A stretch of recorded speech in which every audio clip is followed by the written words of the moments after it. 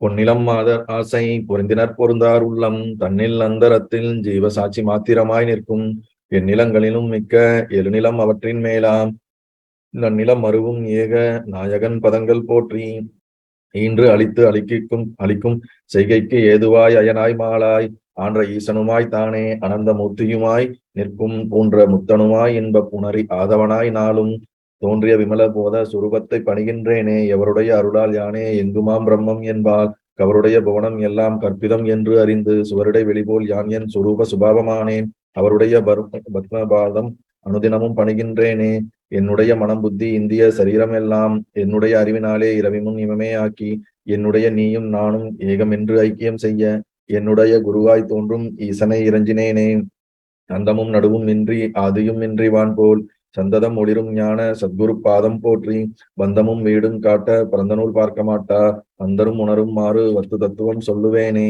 படர்ந்த வேதாந்தம் என்னும் பார்க்கடல் மொண்டு முன்னூல் குடங்களில் நிறைத்து வைத்தார் குறவர்கள் எல்லாம் காட்சி கடைந்து எடுத்து அளித்தேன் இந்த கைவல்ய நவநீதத்தை அடைந்தவர் விடைய மண் தின்று அலைவரோ பசியிலாரே முந்தனை வெங்கடேச முகுந்தனை என ஆட்கொண்ட கர்த்தனை வணங்கி சொல்லும் கைவல்ய நவநீதத்தை தத்துவ விளக்கம் என்றும் சந்தேகம் தெளிதல் என்றும் வைத்து இருபடலமாக வகுத்துரைத்து செய்கின்றேனே. நல்லது. அதுதான் எப்படி என்றென்றால் அனாதியாம் ஜீவர்கள் எல்லாம் பொதுவான சுளுத்தி போல பொருந்தும் அவ்வியக்தம் தன்னில் இதுகால தத்துவ பேர் ஈசன் உட்பார்வையாலே முதுமூல சுபாவமிட்டு முக்குணம் வியத்தமாமே. அதுதான் எப்படி என்றென்றால் அனாதியாம் சீவரெல்லாம் பொதுவான சுளுத்தி போல பொருந்தும் அவ்வியக்தம் தன்னில் இதுகால தத்துவ பேர் ஈசன் உன் பார்வையாலே முதுமூல சுபாவமிட்டு முக்குணம் வியத்தமாமே. இது ஒரு முக்கியமான ஒரு பாடல். சரி, இப்படிதான் இந்த பிரம்மத்தை அதிஷ்டானமா கொண்டு அதுல ஐம்பூதங்கள் உற்பத்தி ஆனுச்சு அப்படின்னா அது எப்படி உற்பத்தி ஆனுச்சு அப்படின்னு நீ கேட்டீங்கன்னா, எப்படி அது வெளிப்பட்டது என்று உனக்குள்ள கேள்வி வந்ததுன்னா, அது எப்படி என்றென்றால் இது எப்படி கிரியேட் ஆச்சு, இது எப்படி நடந்தது அப்படின்னு ஒரு கொஸ்டின் வந்தால் சீடனுடைய கேள்விக்கு இவரா கேள்வி கேட்டு பதில் சொல்ல ஆரம்பிக்கிறார். அனாதியாம் சீவர் எல்லாம் பொதுவான சுளுத்தி போல. அனாதின்ற ஒரு வார்த்தை பயன்படுத்துறா. ஆதி அனாதி. அனாதி என்றால் ஒரு தொடக்கமும் முடிவும் இல்லாதது அனைத்தும் அனாதி. காலத்திற்குள் உட்படாதது நம்ம அனாதின்னு சொல்லலாம். எப்பொழுது அது உற்பத்தியானது எப்பொழுது அது முடியும் என்பது தெரியாத வஸ்து அனைத்துமே அனாதி. அப்ப இந்த ஜீவர்கள் ஆகிய நாம் அனைவரும் அனாதி. நாம் எப்போது ஜீவத்தன்மை அடைந்தோம் என்று நம்மாலும் தெரியாது, எப்படியும் என்று தெரியாது. அது போய்கிட்டே இருக்கிறது. அதுபோல மாயையும் அனாதி, பிரம்மமும் அனாதி. பிரம்மத்துக்கும் ஜீவனுக்கும் இருக்கக்கூடிய உறவு, பிரம்மனுக்கும் ஜடமாகிய அந்த மாயைக்குள்ளும் இருக்கக்கூடிய உறவு, இதெல்லாம் அனாதி காலத்துல இருந்து வந்துகிட்டே இருக்குது. எப்பதான் இது ஸ்டார்ட் ஆச்சு நம்மளுடைய அதோட ஆதி ஸ்டார்டிங் பாயிண்ட் நமக்கு தெரியாது. அப்படியாக இருக்கக்கூடிய ஜீவர்கள் எல்லாம், ஒரு ஜீவனை பத்தி சொல்லல, எல்லா ஜீவர்களை பத்தியும் சொல்றார். அப்படின்னா என்னது? நம்ம ஜீவாத்மாக்கள், நம்ம இருக்கக்கூடிய எல்லா ஜீவாத்மாக்களும் பொதுவான சுளுத்தி போல. அப்படின்னா என்னன்னா, ஒவ்வொரு நாளும் நாம் இரவு உறக்கத்திலே, ஆழ்ந்த உறக்கத்திலே சுளுத்தி என்ற காரண சரீரத்துக்குள் ஒடுங்குகின்றோம். ஆழமான தூக்க நிலையைத்தான் சுசுப்தி நிலை, தமிழ்ல சுளுத்தி என்று சொல்வார்கள். அப்படியான எல்லா ஜீவனும் பேதங்கள் அற்று. தூக்கத்துல ஏதாவது பேதம் இருக்கா? இப்ப நீங்க எங்க தூக்கத்துல போய் ஒடுங்குறீங்களோ அதே இடத்துலதான் நானும் ஒடுங்குறேன், அதே இடத்துலதான் எல்லாரும் ஒடுங்குறாங்க. அதை நம்ம டார்க்னஸ் சொல்லலாம், எப்படி வேணாலும் அதுக்கு வார்த்தைகள் கொடுத்தாலும். கனவுல வரும்போது பேதம் இருக்கு, நம்மன்ற ஒரு உணர்வு இருக்கு, நம்ம ஒவ்வொருத்தருக்கும் ஒவ்வொரு விதமான கனவு வருது. ஆனா தூக்கத்துல எல்லாருக்கும் ஒரே மாதிரி தானே இருக்கு. எல்லாருமே சுளுத்திங்கிற அந்த காரணத்துல ஒரே மாதிரிதான் என்ன பண்றோம், ஒடுங்குகின்றோம். அப்ப அனாதியாம் சீவர் எல்லாம் பொதுவான சுளுத்தி போல, எல்லா ஜீவர்களும் எப்படி சுளுத்திக்குள்ள போய் பொதுவாக ஒடுங்குவது போல அவ்வியக்தம் பொருந்தும் அவ்வியக்தம் தன்னில் அது போல பொருந்தும். அது அதே மாதிரி. அவ்வியக்தம் என்றால் என்னன்னா வெளிப்படாதது, வியக்தம் என்றால் வெளிப்பட்டது. அவ்யக்தம் என்றால் வெளிப்படாதது, வியக்தம் என்றால் வெளிப்பட்டது. அவ்யக்தம் தன்னில் இதுகால தத்துவ பேர் ஈசன் உட்பார்வையினாலே. அப்படியாக ஜீவர்களுடைய சுளுத்தில எப்படி ஒடுங்குவது போல இந்த 5 பஞ்சபூதங்களும் அதற்கு முன்னாடி இருக்கக்கூடிய முக்குணங்களும் வெளிப்படாத தன்மையில எங்க இருக்குதோ அந்த இடத்துக்கு பேர் தான் அவ்யக்தம். நல்லா புரிஞ்சுக்குங்க. கடைசியில சொல்றாரு பாருங்க, முதுமூல சுபாவம் விட்டு முக்குணம் வியக்தம் தானே அப்படின்னா 3 குணங்களும் வெளிப்பட ஆரம்பித்தது அப்படின்னு கடைசி வார்த்தையில முடிக்கிறார். அப்ப இந்த 3 குணங்களும் வெளிப்படாத தன்மை எதுவோ, ரஜோ தமோ சத்துவகுணம், சத்துவ ரஜஸ் தமோகுணம், இந்த 3 குணங்களும் வெளிப்படாத போது அது எப்படி எங்கு இருந்ததோ அந்த இடத்திற்கு பேர் தான் அவ்யக்தம்.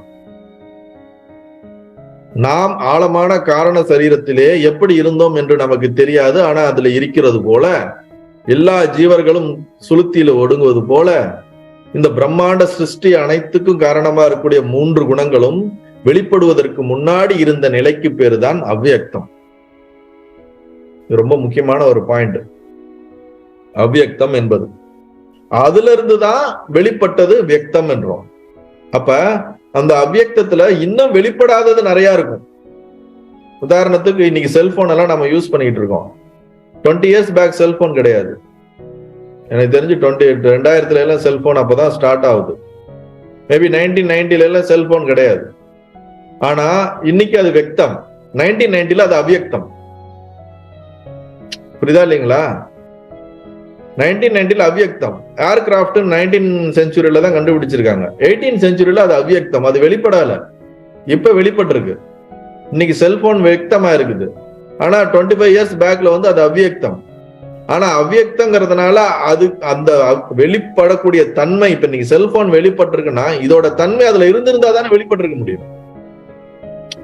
புரியுதா இல்லைங்களா? அது இதோட சோர்ஸ், அதுக்கு பாசிபிலிட்டிஸ் இருந்தாதான் இன்னைக்கு அது எக்ஸ்பிரஸ் ஆகுது. அப்ப இதுக்கு அடுத்து இந்த உலகத்துல வரக்கூடியது எல்லாமே அதனுடைய சோர்ஸ் ஆனது உள்ளுக்குள்ள இருந்திருந்தா தானே அது வெளிப்பட முடியும். இப்போ ஒரு விதை இருக்குன்னா விதைக்குள்ள அது வெடிச்சு அது முளையா அது ஒரு கிளையா மாறி ஒரு செடியா மாறி மரமா மாறுது. அப்ப மரமா மாறுறது எவ்வளவு பெருசா இருக்கு, அது விதைக்குள்ள எப்படி இருக்க முடியும்? அவ்வளவு பெரிய மரம் எப்படி விதைக்குள்ள இருக்க முடியும்? அது விதைக்குள்ள என்ன ஃபார்ம்ல இருக்குன்னு நமக்கு தெரியாது. நமக்கு தெரிஞ்சு அதுக்குள்ள தான் இந்த மரம் மொத்தத்தையும் உள்ள அடக்கி வச்சிருக்கு. கரெக்டா இல்லையா? அப்ப இந்த விதைக்குள்ள இருக்கக்கூடிய அந்த தன்மைக்கு பேர் தான் அவ்யக்தம், வெளிப்படாத தன்மை.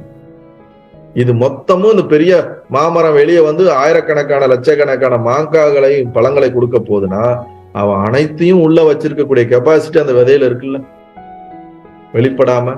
அது போலதான் இந்த உலகத்துல இதுவரைக்கும் வெளிப்பட்டதெல்லாம் இதற்கு முன்னாடி வெளிப்படாம அதுக்குள்ள இருந்தது. இதற்கு பின்பு வெளிப்படுவது அனைத்தும் இன்னமும் உள்ளுக்குள்ள இருக்கிறது, ஒரு நாள் வெளிப்படலாம்.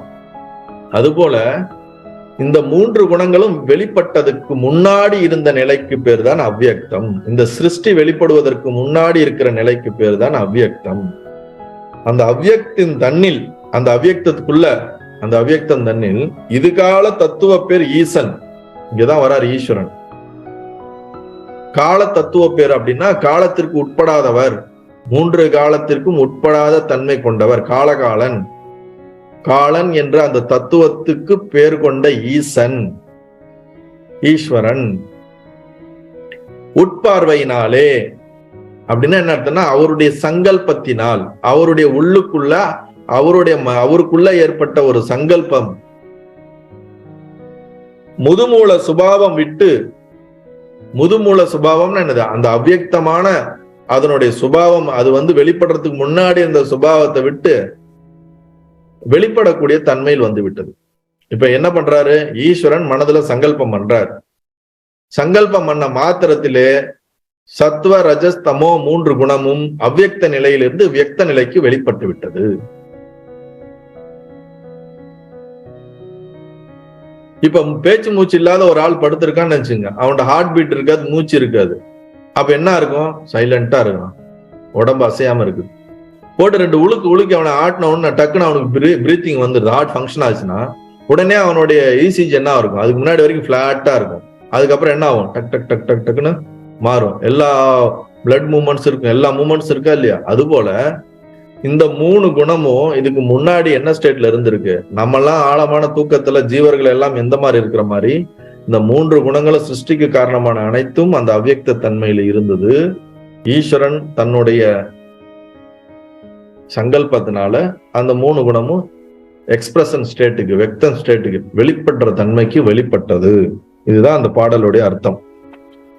அந்த சிருஷ்டி கிரமம் தான் எங்கனம் என்று கேட்டால், அனாதியாய் உள்ள ஜீவர்கள் அனைவரும் உலக தேக வாசனைகள் அனைத்தும் சுளுத்தியில் எங்கனம் அடங்கி இருந்தது மீண்டும் ஜாக்கிரத்தில் வெளிப்படுகின்றதோ, நாம் எப்படி ஒவ்வொரு நாளும் காலையில ஆழமான தூக்கத்துல இருந்து வெளிப்படுறோம்ல, அதுபோல இந்த 3 குணங்களும் அவ்யக்தத்திலிருந்து வெளிப்பட்டது. அங்கனமே அவ்யக்தம் எனும் மூல பிரகிருதியின் இடத்து முக்குணங்களும் வெளிப்படாது அடங்கியிருக்கும். மீண்டும் கால தத்துவமான ஈஸ்வரனுடைய சங்கல்பத்தினால் அவ்யக்தமானது முக்குண வடிவாய் வெளிப்பட்டு விளங்கும். இப்படியாக 3 குணங்கள் வெளிப்பட்டுருச்சு. இப்ப சீடனுக்கு எடுத்துரைக்கிறார், இப்படிதான்ப்பா 3 குணம் ஃபர்ஸ்ட் வருது, ஈஸ்வரனோட சங்கல்பத்தினால அவ்யக்தத்துல இருந்து வெளிப்பட்டிருக்குப்பான்றார். நல்லது.